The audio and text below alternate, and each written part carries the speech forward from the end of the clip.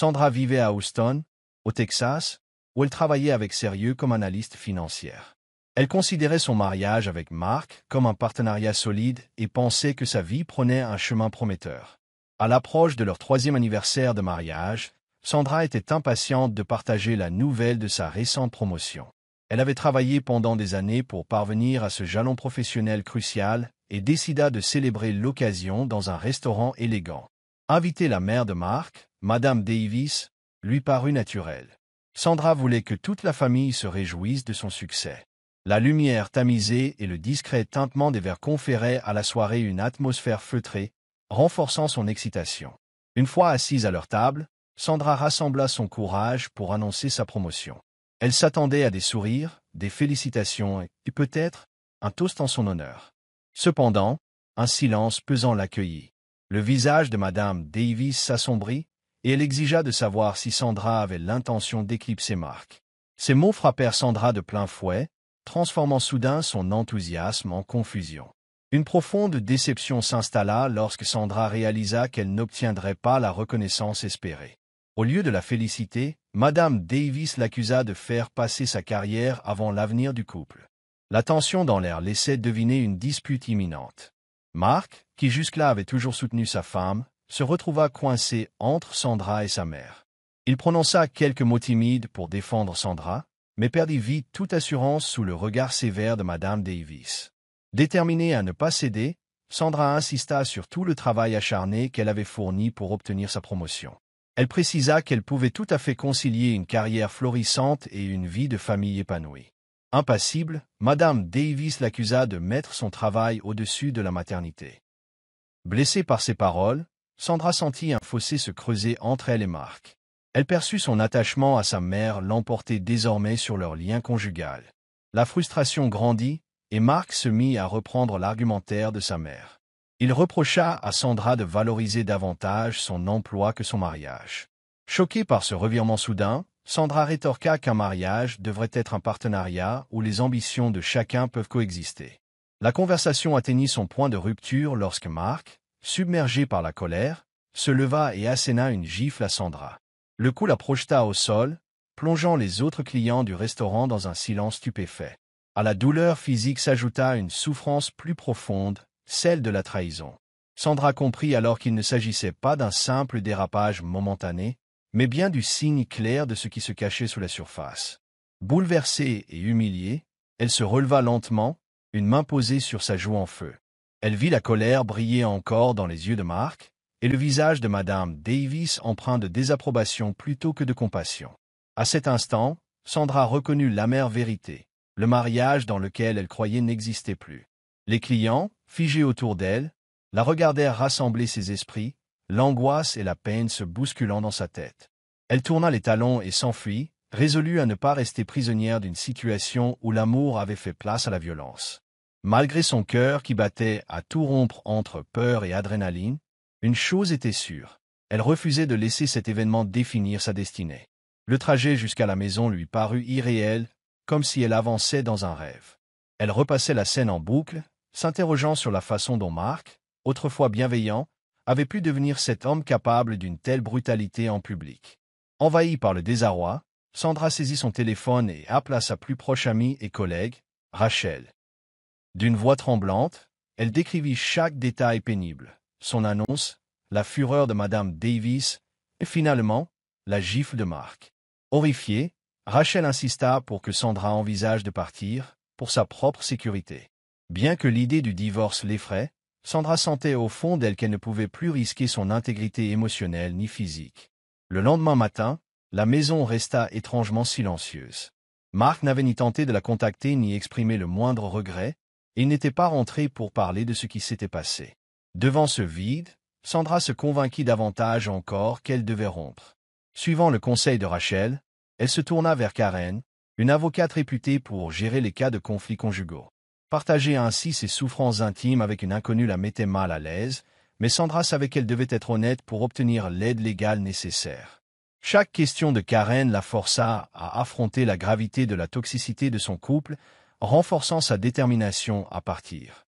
Faisant preuve de compassion, Karen lui expliqua les démarches à suivre pour engager une procédure de divorce.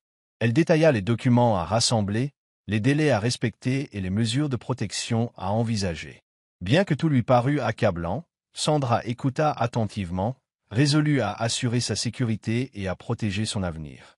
Elle comprit que s'accrocher à un mariage devenu oppressant ne ferait que freiner sa croissance personnelle et professionnelle. À la sortie du cabinet de Karen, elle se sentit à la fois anxieuse et soulagée. Malgré l'ampleur de la tâche, elle savait avoir franchi la première étape décisive pour reprendre sa vie en main. De retour au travail, Sandra s'efforça de se plonger dans les feuilles de calcul et les analyses qui, d'ordinaire, la motivaient. Pourtant, ses pensées la ramenaient souvent à l'explosion de colère de Mark et aux reproches de Madame Davis. Son patron, M. Robert, remarqua sa distraction et lui demanda avec bienveillance si elle avait besoin d'un soutien quelconque. Reconnaissante, elle lui expliqua qu'elle gérait des problèmes personnels, mais qu'elle veillerait à ce que ses performances ne soient pas affectées.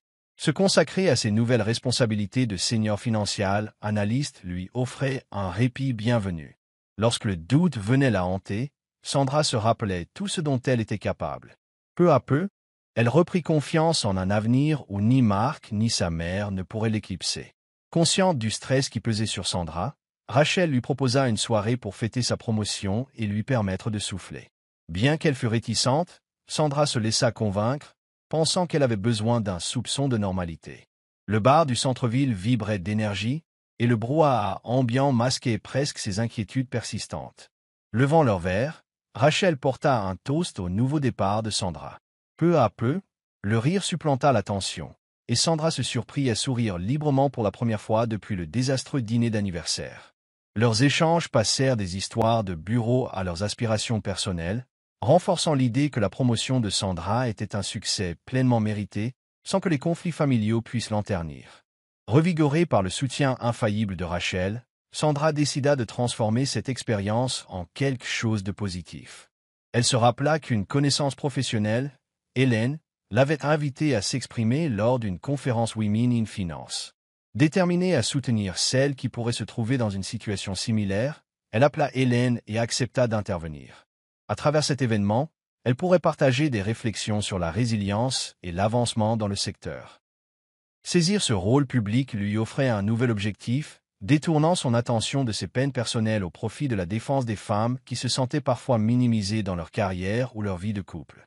Le jour de la conférence, Sandra ressentit des papillons dans le ventre en montant sur la scène, devant une vaste audience de femmes professionnelles.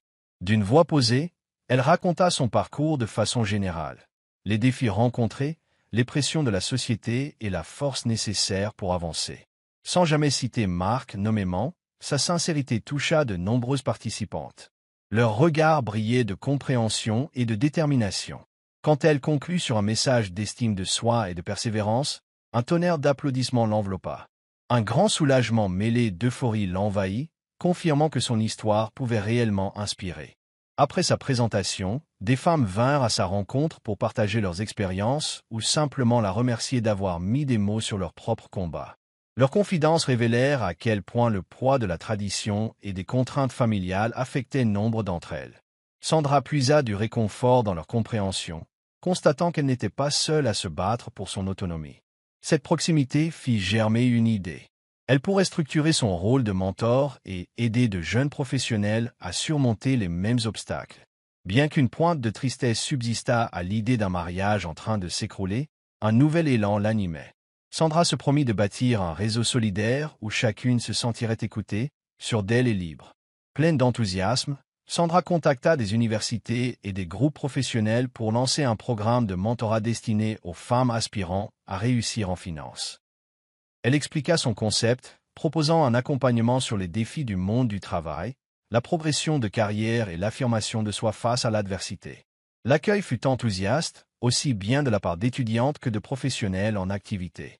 De son côté, Sandra demeurait concentrée sur ses responsabilités exigeantes de senior financier analyste.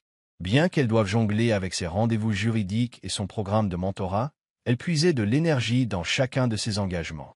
Le fait de construire cette communauté lui procurait un nouveau sentiment d'accomplissement, prouvant qu'elle pouvait se reconstruire selon ses propres règles. Pendant cette période, Mark tenta à plusieurs reprises de joindre Sandra. Il laissait des messages vocaux et envoyait des textos, alternant regret et colère. Il prétendait éprouver du remords tout en exprimant une rancœur à l'idée que Sandra avait gagné en indépendance. Elle refusa de céder à cet ascenseur émotionnel, se souvenant de la gifle et du silence qui avaient suivi. Déterminée, elle savait qu'elle méritait un environnement paisible, à l'abri de toute intimidation. Elle se concentra sur les conseils de son avocate et sur sa propre force intérieure. Chaque appel ignoré était une victoire de plus sur la toxicité de sa vie passée. Au fur et à mesure de l'avancée de la procédure de divorce, Sandra suivit avec rigueur les consignes de Karen. Elle documenta chaque échange, se rendit à chaque rendez-vous nécessaire et prit soin d'elle malgré le stress. Parfois, la tristesse la submergeait quand elle se souvenait des moments heureux vécus avec Mark, mais elle gardait en tête qu'elle avait trop longtemps toléré un climat de manipulation affective. Au lieu de se blâmer, elle se félicitait de reprendre les rênes de sa vie.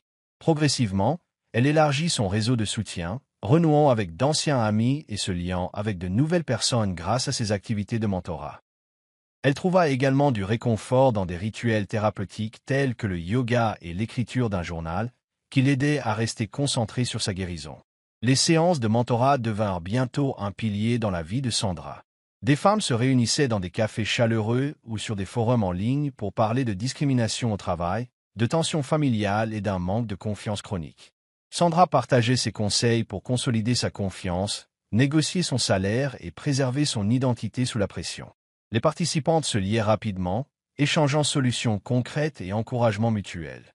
Témoigner de leur montée en assurance confortait Sandra dans son propre cheminement. Ses blessures les plus intimes se transformaient en moteur collectif. En aidant les autres, elle se sentait elle-même portée par leur résilience. Cette dynamique réciproque renforçait la détermination de Sandra et témoignait du pouvoir d'une communauté solidaire. Les demandes pour intervenir lors de conférences affluèrent, lui permettant d'affiner son discours et de transmettre son message à plus grande échelle. Elle s'exprima dans des ateliers de développement de carrière, des retraites féminines et des séminaires en entreprise, insistant toujours sur l'importance de la résilience. Plutôt que de nourrir de l'amertume, elle présentait ses épreuves comme des leçons de vie qui avaient forgé sa force. Face à ses auditoires, elle constatait combien une histoire de survie pouvait résonner auprès d'un large public. Les applaudissements n'avaient rien d'artificiel, ils traduisaient un réel désir d'entendre une victoire authentique. Chaque intervention confortait son idée que témoigner sincèrement de son parcours pouvait déclencher des transformations dans d'innombrables existences. Pendant ce temps, les formalités du divorce approchaient de leur terme. Bien que Mark la supplie parfois de se remettre avec lui, Sandra ne vacillait plus. Elle connaissait à présent la nature étouffante et dangereuse de leur relation. En mesurant tout le chemin parcouru, Sandra constata qu'elle avait bien changé. Loin de la femme vulnérable qui gisait sur le sol du restaurant, elle était devenue conférencière, mentor et source d'inspiration pour autrui. Au travail, M. Roberts la félicitait pour sa constance professionnelle malgré la charge émotive. Chaque journée marquée par un nouveau rendez-vous de mentorat ou par l'accomplissement d'une tâche professionnelle consolidait la certitude de Sandra dans la justesse de ses choix. Finalement, le tribunal prononça le divorce, libérant Sandra et lui permettant d'envisager son avenir selon ses propres conditions. Délestée de la peur et de l'emprise extérieure, elle investit son énergie dans sa carrière et dans l'essor de son programme de mentorat. Elle rêvait de l'élargir pour aider davantage de femmes, au-delà même du domaine de la finance. Malgré un passé marqué par la douleur et la trahison, il avait aussi nourri sa métamorphose en une personne résiliente et déterminée. Désormais, devant elle s'ouvraient de nouvelles perspectives qu'elle accueillait avec reconnaissance. Son histoire témoignait qu'on pouvait renaître plus forte d'une tragédie pour mener une vie guidée par le courage et l'espoir.